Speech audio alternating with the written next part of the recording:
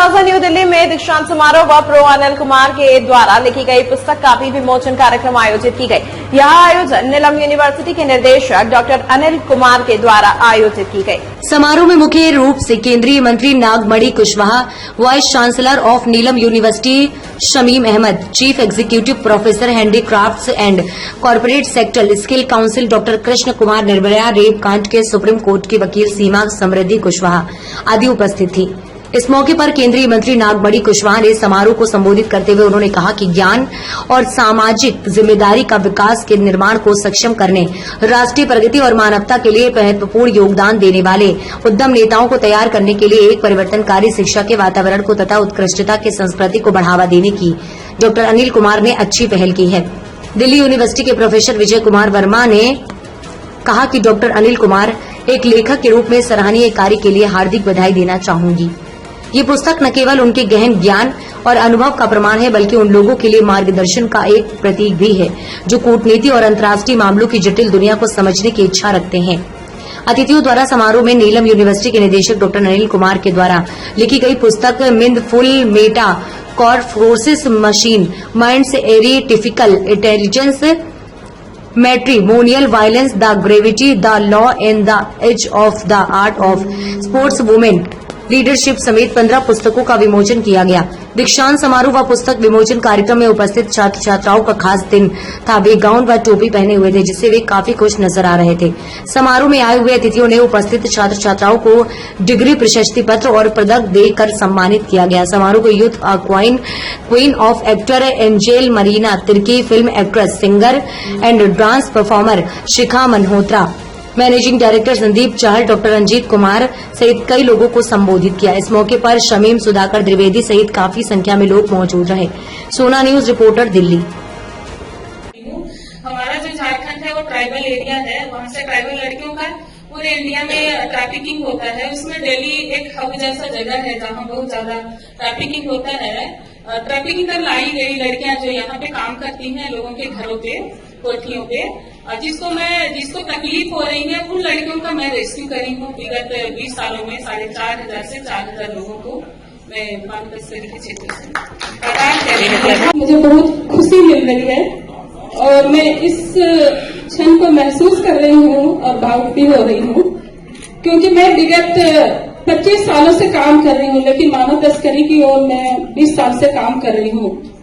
शायद आप लोगों को पता हो कि झारखंड से हजारों बच्चियां हैं जो रांची एनसीआर में या दिल्ली एनसीआर में और दिल्ली के विभिन्न घरों में वहां के कचरा साफ करने का काम करती है, बर्तन धोने का काम करती है, बच्चों का देखभाल करने का काम करती है।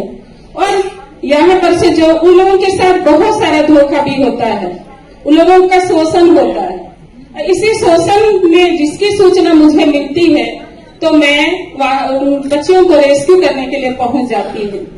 इसके बाद जो लोग ट्रैफिकिंग करके लाते हैं, जिसको मानव तस्कर कहते हैं, उन मानव तस्करों का मैं पता लगा के और हमारी टीम पता लगा के उसके ऊपर हम लोग FIR करते हैं।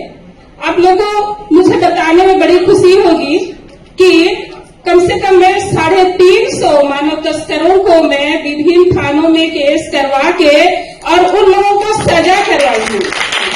झारखंड में झारखंड में सबसे पहला केस मानव तस्करी का केस कोर्ट में मैंने लड़ा और उस कोर्ट में जो आरोपी है उन लोगों को 10-10 साल की सजा हुई और उन लोगों को जो जुर्माना भी लगा कोर्ट से, उन लोगों को जुर्माना भी दिया गया।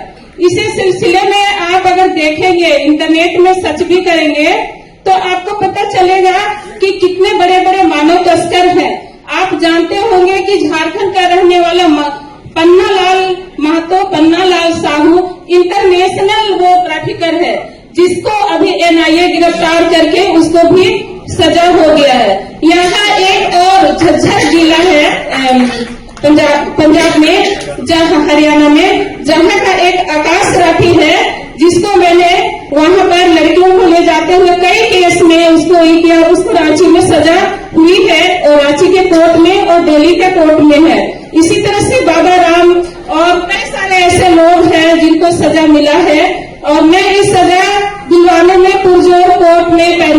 हूँ और इसके एवज में मुझे काफी धमकियां मिलती हैं, बहुत ऐसे समाज सेवी लोग भी हैं जो लोग मेरे खिलाफ हो जाते हैं, क्योंकि उन लोगों को लगता है कि उनके घरों से लड़कियां खींच के निकाल के मैं उनको आजाद कर देती हूँ, उनको स्कूलों में नाम उन लोगों का लिखवा देती हूँ। वो लोग अभी जितने भी लड़कियां हैं जिनका मैं रेस्क्यू करवाई हूँ, वो लड़कियां अच्छे से घर पे रह रही हैं, अपना धंधा कर रही है, और सरकार जब तक बालिग नहीं हुई है तब तक उन लोगों को 4,000 रुपया 2,000 रुपया प्रति माह देती है उन बच्चों को हमारा झारखंड गवर्नमेंट।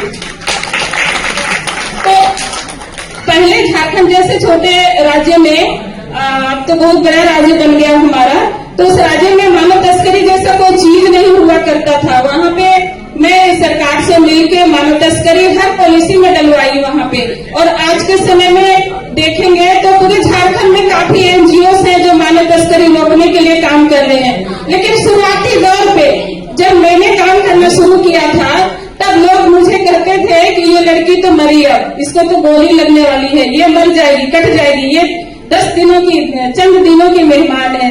तो ऐसे मतलब चुनिंदे समय पर ऐसे कठिन परिस्थितियों में मैंने मानव तस्करी रोकने के लिए काम किया, और मुझे कभी भी डर नहीं लगा। लोग डराए लेकिन मुझे डर नहीं लगा, और आज मैं आप लोगों के बीच हूँ। मैं इतना ही बोल के अपना